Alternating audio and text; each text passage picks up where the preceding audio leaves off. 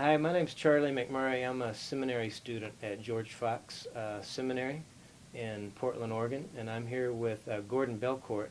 He's the executive director for the Wyoming, Montana Tribal Council leaders, and he oversees 17 tribes and is a support system for over 125,000 Native people in this region.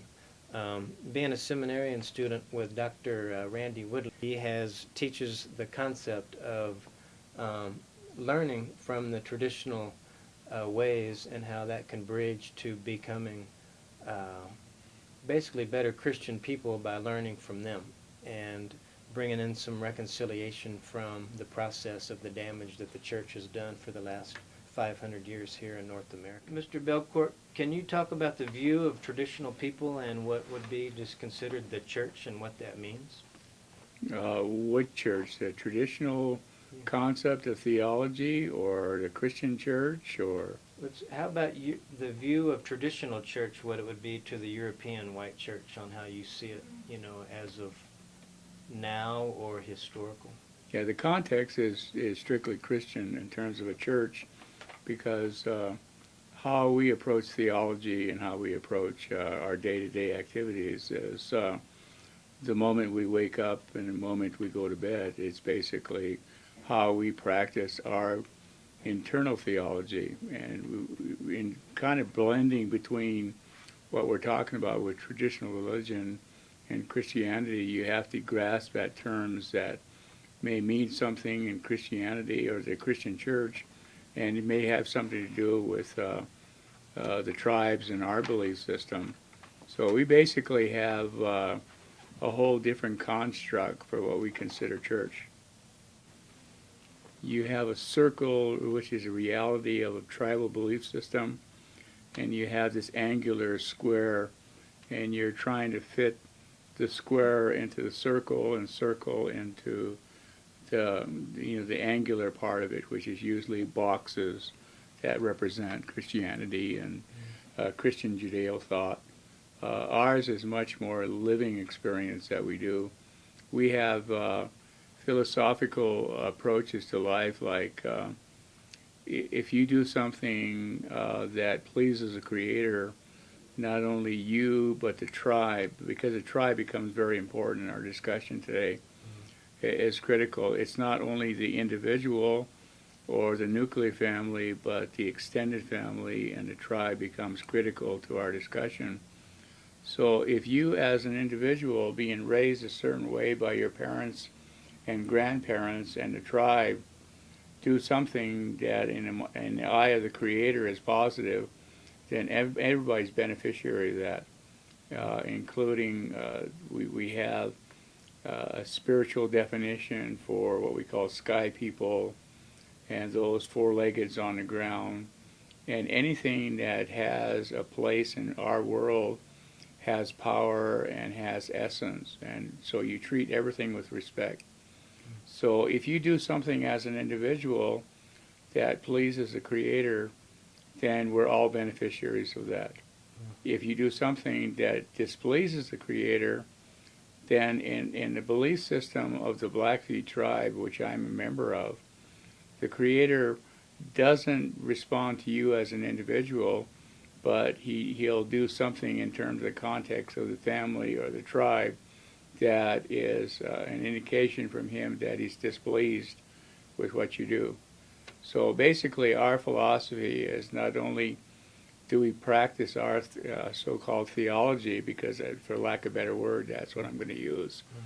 We do that the moment we rise. We clean ourselves through a smudge ceremony, and we basically live our life like a prayer each day, so we're careful not to offend the spiritual people or the creative people as we go along. And at the end of the day, we prepare for sleep, and we smudge ourselves, and then we sleep, and next morning we start the process off again. A lot of what we do is governed by ceremonies and rituals and prayers and songs, and even memories of our ancestors that taught us some of the things that we believe and some of the things that we do. So we basically have to adhere to what they taught us, and we can't deviate from that. It's similar to reading the Bible or going to church where everything is based on dogma and everything's based on a certain way of doing the church service. Well, with us, we have something similar. We do the same thing, and we can't deviate from it unless there's some special ceremonial considerations done. So it's basically a lifestyle. We have to go through it, being taught by our parents, our grandparents, and elders in the tribe. And once they taught us to do that, we don't deviate from that on a day-to-day basis. And at this point in time in the history of the tribes, we're blending not only that traditional approach, but we're taking that as people over into the Christian movement. And those that are doing that will have a blend of not only traditional thought and training and experience, but they'll bring that richness over to the Christian movement. So you'll see a lot of that. A lot of the ministers, priests, pastors have actually adopted some of the tribal ceremonies, depending on what tribe they're serving. If it's a universal approach, like working in a prison, it's a little bit more difficult because you can go from serving 10 or 15 tribal groups up to some of the bigger prisons have 40, 50 different tribal groups. So as philosophically and spiritually and theologically, you got to be amenable to all those approaches to theology that they may have, and it may differ, not in a big context, but in a smaller context. You have to be aware of subtleties within the tribes and so forth. The ceremonies will be slightly different. They may be similar, especially if you get into like the Great Plains or Rocky Mountains, which we're at, or some of the hunter-gatherer types. Our ceremonies are basically similar, so we can actually go to another tribe and participate in their ceremony, and we're comfortable doing that. But if we go to another part of the country, then that's a little different than what we're used to. So like what you talked about were the harmony or the good way of things of traditional folks. That's obviously very natural to the traditional way of keeping things in balance or harmony. Can you talk about that for a minute? Especially compared to what you know of the Christian church and the difference. Yeah, I think that historically, if you go back, say, to the early 1800s, I think our definitions were completely 100% tribal definitions. So our reliance on this balance or this harmony in our culture and tradition and in the land and the stewardship became natural because that was what our parents taught us.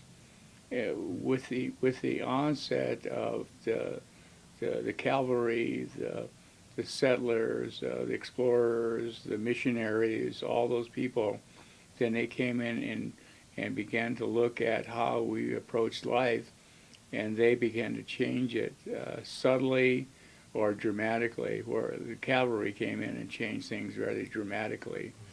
The ministers, the missionaries came in and changed our life radically because they didn't believe in the old way or incorporation of the old way.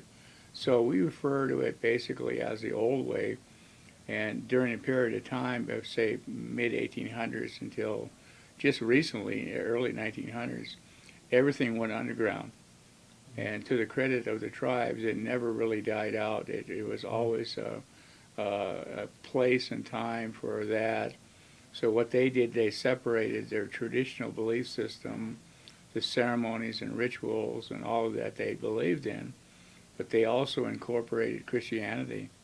So at times, they would celebrate their Indianness and their culture and tradition in a traditional manner, and they would celebrate Christianity by going to church and, adhering to all the principles of the church and whatever they taught. So basically it was a two-handed approach to what they considered harmonious. And just lately, within the past probably 15, 20 years, there's been an attempt to try to incorporate those. Some of the churches that I've been aware of basically spent a lot of time, and they actually learn the rituals and traditions. You can't pick up the ceremony just by reading a book you have to be taught by somebody. And that individual, of course, transfers the right to you to do whatever that ritual is or that ceremony. So if you happen to be a pastor or a priest or somebody that's part of the church movement, then you can incorporate that to whatever degree of comfort that you have within the church. So you can go to a lot of churches now, and the altar, the vestments, where in the past really didn't deviate from their traditions, but now they have an Indian theme. They'll have Indian songs, for example, sung during the high parts of the service.